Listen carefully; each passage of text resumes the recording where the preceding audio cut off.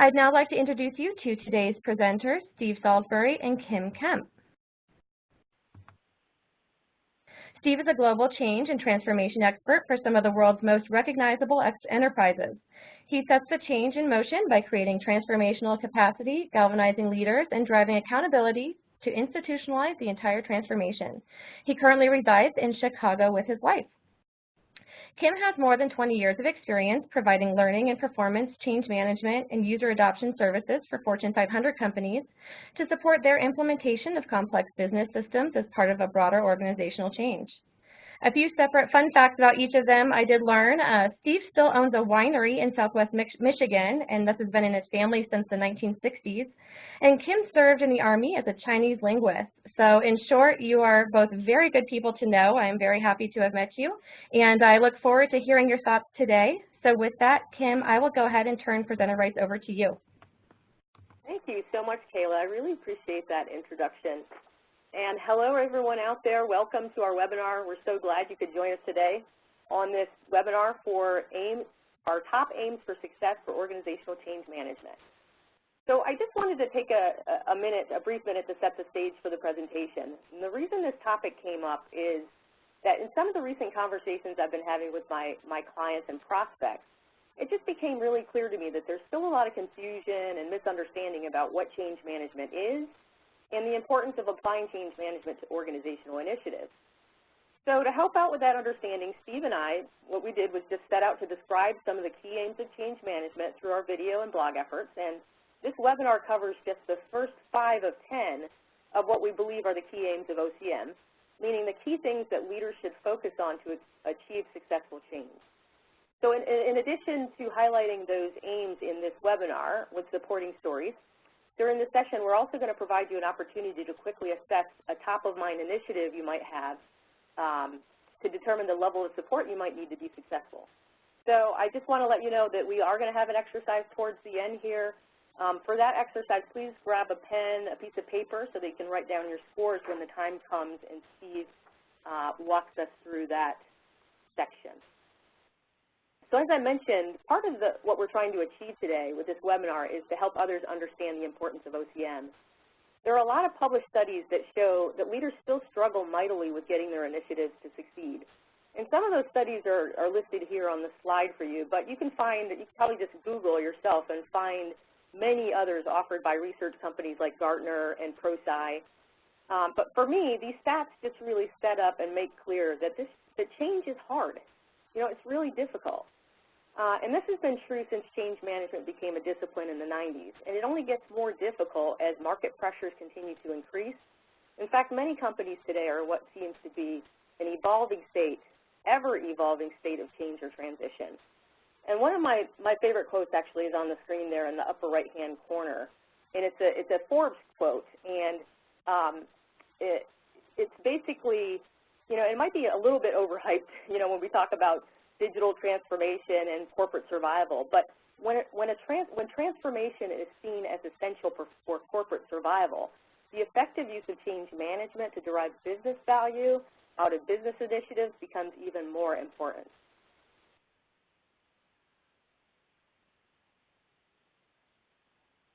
You can also probably find a variety of change management definitions out there too.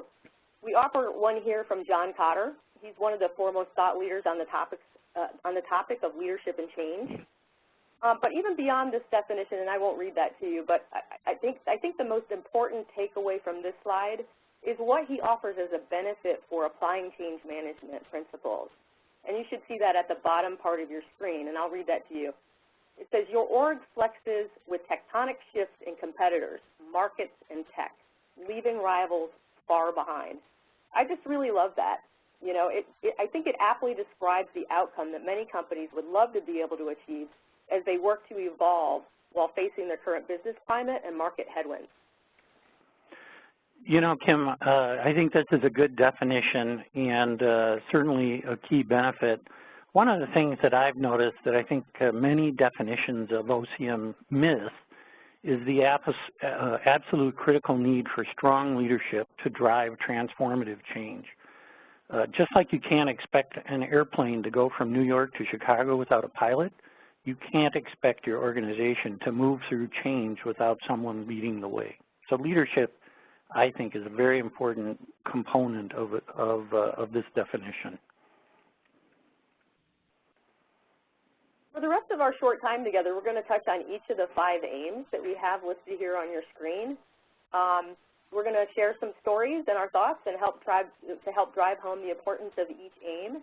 And once we've done that, we'll wrap up with conducting that quick assessment I mentioned a few minutes ago. So let's get started with aim number 1, which is people first focused in journey mindset.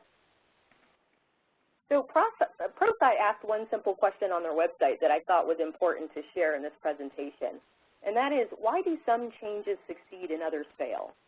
And their answer was, simply put, the people side. The people side.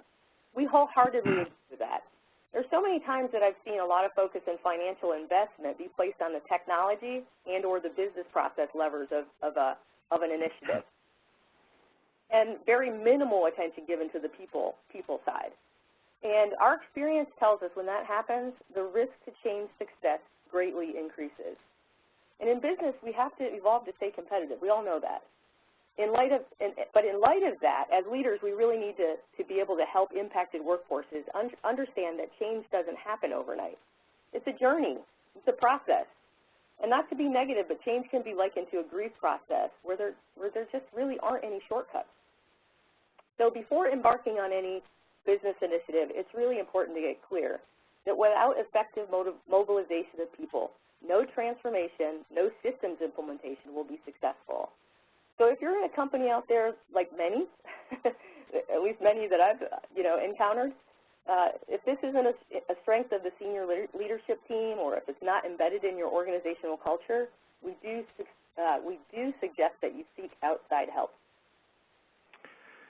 You know, one project in which I was involved, we consolidated a consumer affairs organization, and in this case, the field team was completely disenfranchised as they had been poorly led and poorly treated for a long time.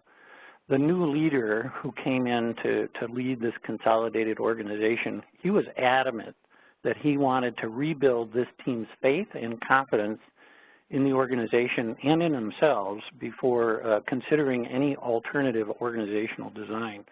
So the field team remained separate from corporate, and as a result, we had to build a matrix organization. It was some challenges getting this off the ground, but ultimately it worked, and the results, engagement of this group went up by 35 points in 1 year, and unfavorable attrition dropped by more than half.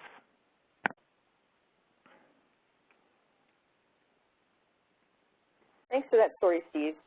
Now let's move on to aim number 2. There's an old quote that's often said in change management circles, and it goes something like, without a sense of urgency, desire loses its value. Sponsors of initiatives can create the awareness of a problem or a need to change, but if they're not creating a sense of urgency, it's going to be difficult for the workforce to see anything but the status quo as desirable. And as we all know, human beings can really struggle, I know I do, getting motivated to get out of their comfort zone.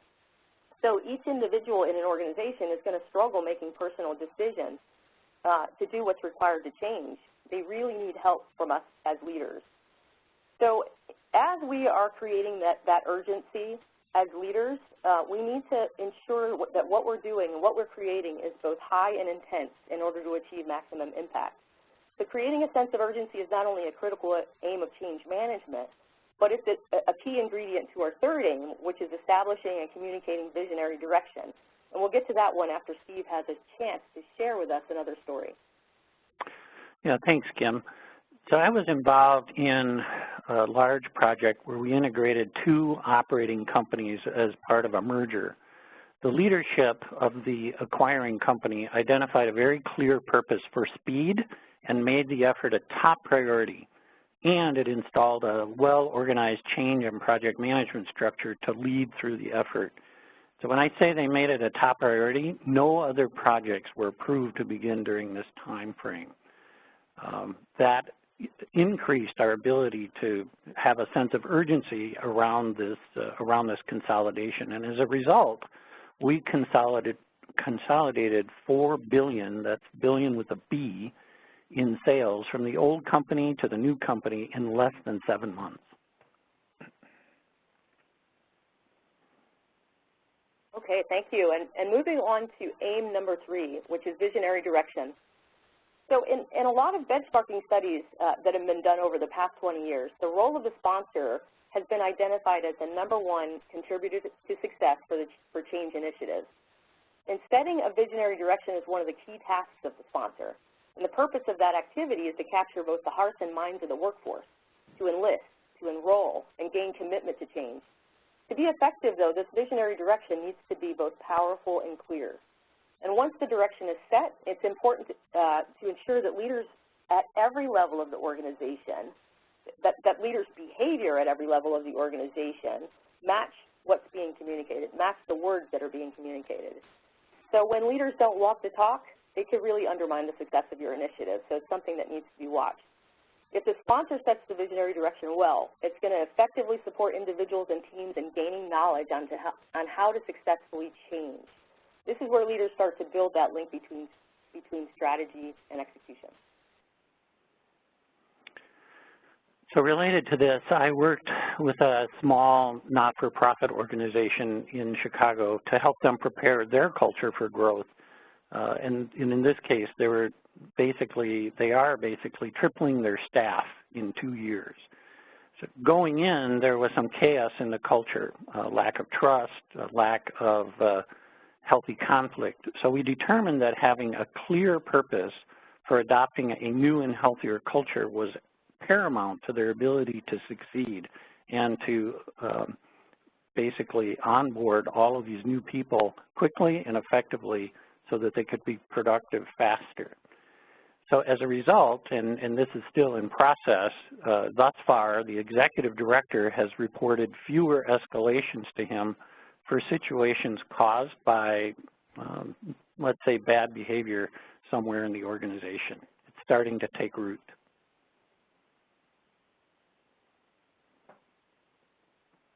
Or aim number 4 for us is aligned leaders. So in addition to the role of the sponsor, which we talked about just a little while ago, it's critically important, according to John Cotter, to create what he called a powerful guiding coalition. He said a lot of organizations that he came across failed to achieve the change they were seeking because they weren't able to create that coalition. I can't emphasize enough that sponsors can't do it alone. To accomplish significant change or transformational change, you need more than just a sponsor or a senior leader. You need a group of leaders with a shared commitment to excellence. And the size of that coalition really depends on the size of the company. But what guiding coalitions really need are 3 things. They need a shared assessment of opportunities and problems, a minimum level of trust and communication, enrollment and commitment to vision and direction, and as I mentioned in the previous aim, they also need to be held accountable to walk the talk.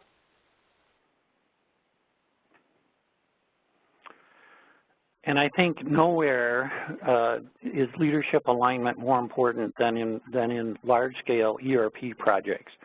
In one of these projects in which I was involved, the leader first put emphasis on the top leadership team. They had to come together first to ensure that they were aligned on the cross-functional impacts of the project. And once they had that strong alignment on the up and downstream impacts of the project within and across each of the functions, they were able to develop more robust and more aligned plans for executing within each of their functions. The result, at Go Live, there were no operational issues, 0, and the project came in under budget. That doesn't happen very often. Amen to that. So moving on to our last aim, so aim number 5 is culture of trust. Some consider trust probably to be the most important aspect of change success. And it's absolutely woven throughout all the aims of success that we've talked about thus far today. But in the same way we discussed developing a sense of urgency, being important to get people out of their comfort zones, the ability for us to get people out of their comfort zones to change behavior is highly dependent on the trust levels in your organization. most of you, I'm sure, have heard of Simon Sinek. He's a very well-known thought leader in leadership. And one of the things that he says about trust is that trust emerges when we surround ourselves with people who share a common sense of values and beliefs. He says that when we're surrounded by people who believe what we believe, they're more confident to take risks, experiment, explore, fail, all those things, all those ingredients that are needed for individuals and teams to make change possible. So it's really important for sponsors, guiding coalitions, leaders, and teams to trust each other for maximum performance. Yeah, and I think an underlying feature of the story I just shared was that this team, this ERP leadership team, really effectively trusted each other. Another example is where an executive brought me in to help him drive some cultural improvements in his organization. There was lots of infighting among his leadership team with little alignment on the direction of the organization. So we performed some exercises to build trust and promote healthy conflict. And within weeks, people outside of this team commented on how they seemed to be working together more effectively. And within 3 months, they had established a purpose statement that everyone on the leadership team aligned around and executed. Because they demonstrated some impressive teamwork, they were able to drive greater results more quickly. And within 18 months, their budget and headcount grew by 25% because they were contributing now much more to the bottom line. So it makes a difference.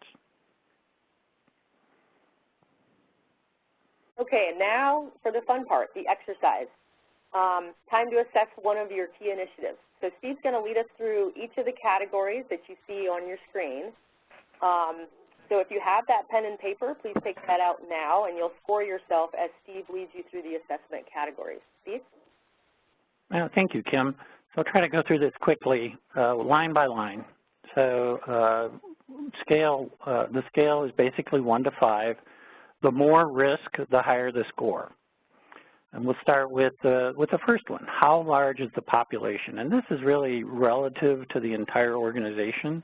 So if the change you're about to go through is impacting more of the organization or most of the organization, then the risk is going to be higher, and therefore the score here should be higher. The next one is how dispersed is the population? Are the folks all organized within some central corporate headquarters, or are they spread around the United States or around the globe? The more dispersed people are, the higher the risk, the higher the score. The next is complexity. How complex is the solution?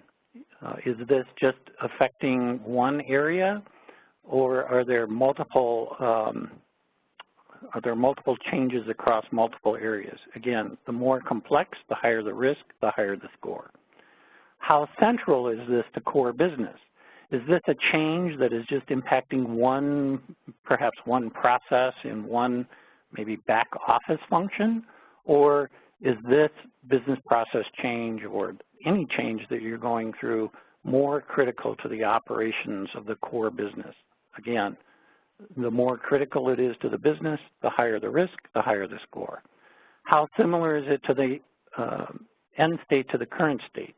If they're just some minor tweaks, not much risk. But if you're making some large-scale changes to the current state, that increases risk, the higher the score. How capable is the population impacted by that change? If you have an organization with really capable people who are adaptable and can learn new skills quickly, then the risk isn't so low. But if you have an organization that is less capable of making these kinds of changes, then the higher the risk, the higher the score. The next, aggressiveness of the timeline. If you have a long time to get this done, not a lot of risk. If the window is short and the timeline is very aggressive, that induces more risk, the higher the score. How available are internal resources? If you have lots of people that you can deploy on your change or transformation project, probably not a lot of risk. But if capable resources are very limited, again, more risk, higher score. How flexible is your company culture? Are you more flexible and adaptive, or are you more established and more rigid? Is it hard to implement change? Again, if it's a more rigid culture, the higher the risk, the higher the score. And then finally, how successful have past projects been? If your projects are consistently successful, low risk. However, if you've had lots of challenges with project success, the higher the risk, the higher the score. So with that, take a moment and add up your 10 categories, and I think we're going to put those in the comment section, and we'll take a look at them.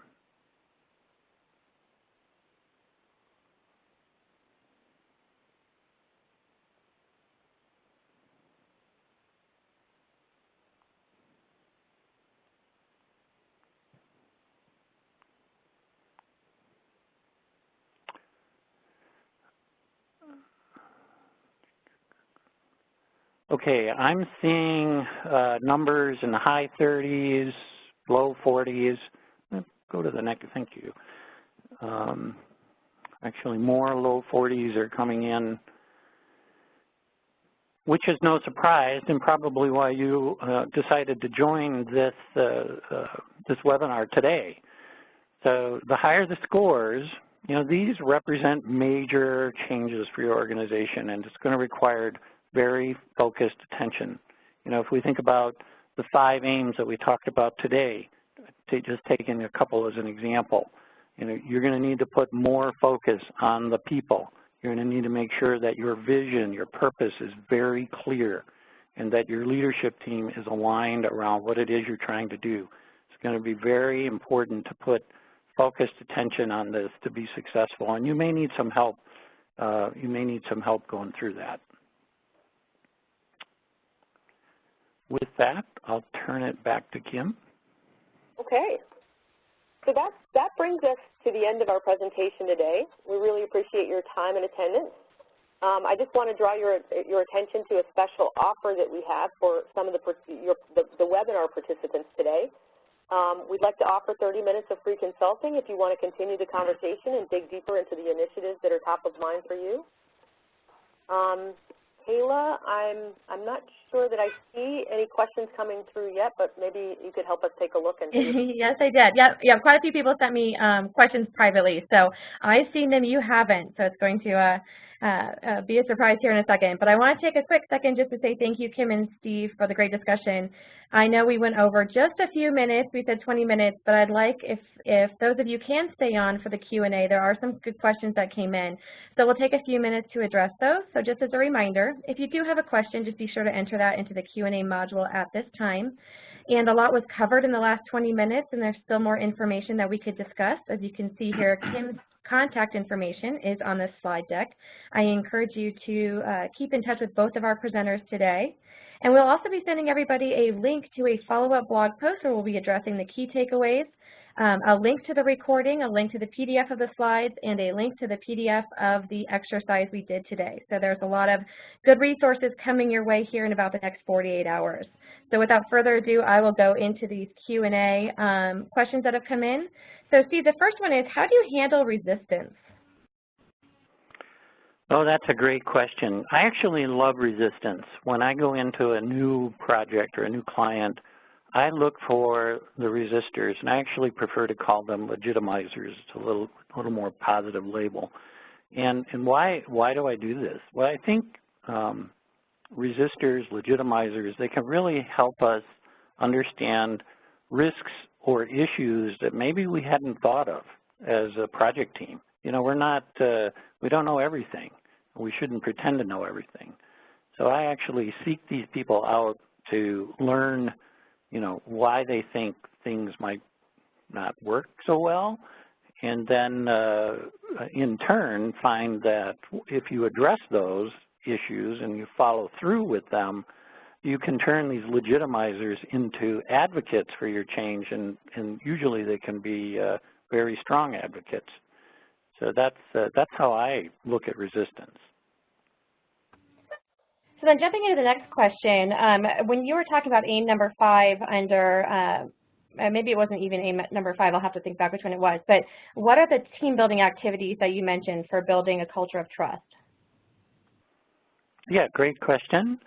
We did not go into that detail. So we did two, there are multiple, but the couple that I find very effective is I do this thing called family of origin.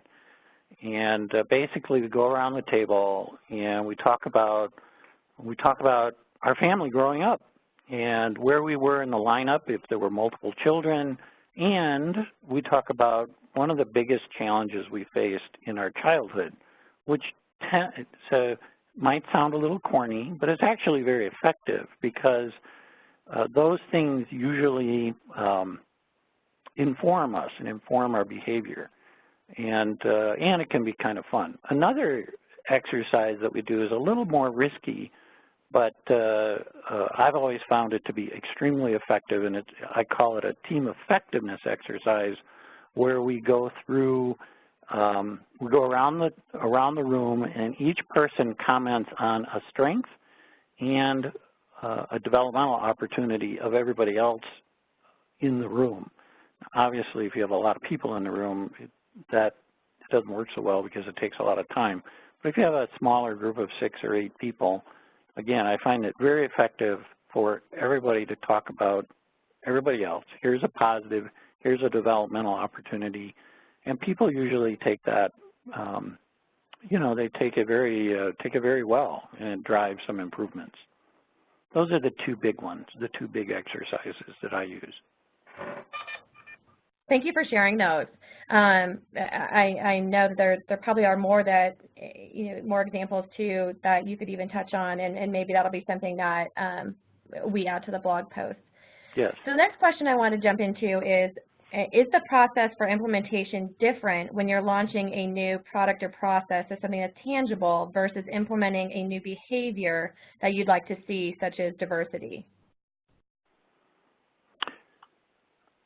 So in essence, I don't think the process is really that much different because I've done cultural change, I've done ERP, I've done lots of technology change, organizational structural change, which are they're hard changes and soft changes, if you will.